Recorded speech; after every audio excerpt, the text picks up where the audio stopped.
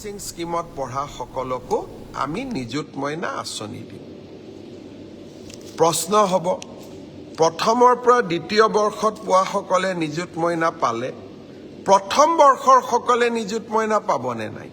আপোনালোকে চিন্তা নকৰিব, নামভৰ্তি কৰাৰ লগে লগে আপোনালোকে নিযুত মইনাৰ প্ৰপত্ৰ পাব আৰু নিযুত মইনাৰ প্ৰপত্ৰ পূৰণ কৰাৰ লগে লগে ক্লাছ 11 ডিগ্ৰী ফাৰ্ষ্ট ইয়াৰ আৰু পোষ্ট গ্ৰেজুৱেট ফাৰ্ষ্ট ইয়াৰত নাম লগোৱা সকলো ছোৱালীয়ে নিযুত মইনা আঁচনি লাভ কৰিব। কিছুমানে মোক কৈছে যে মামা স্কুটি নিদিয়ে নেকি? এইবাৰ আমি হায়াৰ ছেকেণ্ডাৰী পৰীক্ষাৰ আগতেই বাতৰি কাকতত ডাঙৰ ডাঙৰ বিজ্ঞাপন দি সকলোকে জনাইছোঁ যে নিযুত মইনা আৰু স্কুটি দুইটা আঁচনি ৰাজ্য চৰকাৰে পৰিচালনা কৰিব পৰাৰ সক্ষমতা আমাৰ নাই। আমাক ক'তো আমি টেক্সো নতুনকৈ ল'ব নোৱাৰোঁ। সকলোৰে লগত আলোচনা কৰি সকলোৱে আমাক পৰামৰ্শ দিছিল যে স্কুটি ফাৰ্ষ্ট ডিভিজনত পাছ কৰা ছোৱালীসকলে পায়, কিন্তু নিযুত মইনা সকলোৱে পাব। আৰু সেইকাৰণে আমি নিযুত মইনা আঁচনিখনহে পৰিচালনা কৰিব লাগে, স্কুটি আঁচনিখন পৰিচালনা কৰিব নালাগে। একেবাৰতে বন্ধ কৰি দিলে কোনোবাই বেয়া পাব।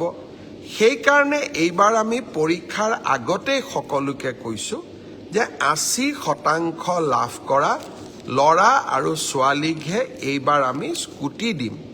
কিন্তু যিসকলে স্কুটি নাপাব ছোৱালীয়ে, ভাগিনীসকলে, তেওঁলোকে নিযুত মইনা আঁচনি পাব। সেইকাৰণে আপোনালোকে ছ'চিয়েল মিডিয়া বা আন স্থানত স্কুটিৰ কাৰণে পোষ্ট দি নাথাকিব, কাৰণ চৰকাৰৰ বাজেট ইতিমধ্যেই পাছ হৈ গৈছে। আমি সকলো বিধানসভাত বহি একেলগে সিদ্ধান্ত লৈছোঁ যে আমি স্কুটি নিদিওঁ, নিযুত মইনা দিম। আৰু নিযুত মইনা আঁচনিখনে ইমান দুখীয়া ল'ৰা ছোৱালীক, দুখীয়া ছোৱালীক সহায় কৰিছে, তাক আমি তাৰ যিটো উপকাৰিতা তাক আজি আমি মৰ্মে মৰ্মে দেখা পাইছোঁ। দেউতাক মাকে এতিয়া ছোৱালীৰ পঢ়াৰ খৰচেই দিব নালাগে। চৰকাৰৰ পৰা পোৱা নিযুত মইনাৰে আমি অন্তত কলেজৰ বহুখিনি দায়িত্ব আমি পালন কৰিব পাৰোঁ।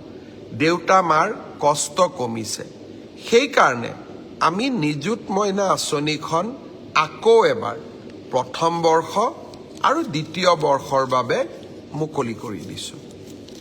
শ্ৰদ্ধাৰ অসমবাসী ৰাইজ, আৰু বহুকেইটা প্ৰতিশ্ৰুতি আছে।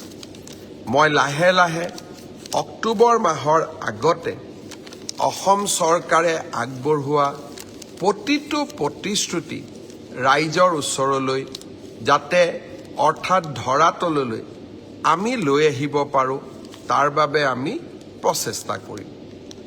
পঞ্চায়ত ইলেকশ্যনত আপোনালোকে আমাক যি আশীৰ্বাদৰ নিৰ্মালী আগবঢ়ালে, তাৰ বাবে মই পুনৰবাৰ আপোনালোকক আকৌ এবাৰ ধন্যবাদ, অভিনন্দন জনালোঁ। আৰু ভাৰতীয় জনতা পাৰ্টি অসম গণ পৰিষদ দলৰ কাৰ্যকৰ্তাসকলকো অভিনন্দন জনালোঁ। শ্ৰদ্ধাৰ ৰাইজ, এইবাৰ এই বছৰটোৱে যেন ইলেকশ্যনৰ বছৰ। পঞ্চায়ত নিৰ্বাচন শেষ হৈ গ'ল।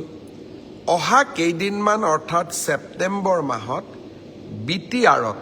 BTR-ৰ নিৰ্বাচন অনুষ্ঠিত হ'ব। তাৰ পিছতেই মিচিং কাউন্সিল, সোণোৱাল কাউন্সিলৰো নিৰ্বাচন অনুষ্ঠিত হ'ব। আৰু এনেধৰণে গৈ গৈ আমি 2026 চনৰ বিধানসভা নিৰ্বাচনতো উপস্থিত হ'ম। আপোনালোকৰ নিৰন্তৰ আশীৰ্বাদ লাগিব, আমি যাতে এখন নতুন অসম নিৰ্মাণ কৰিব পাৰোঁ।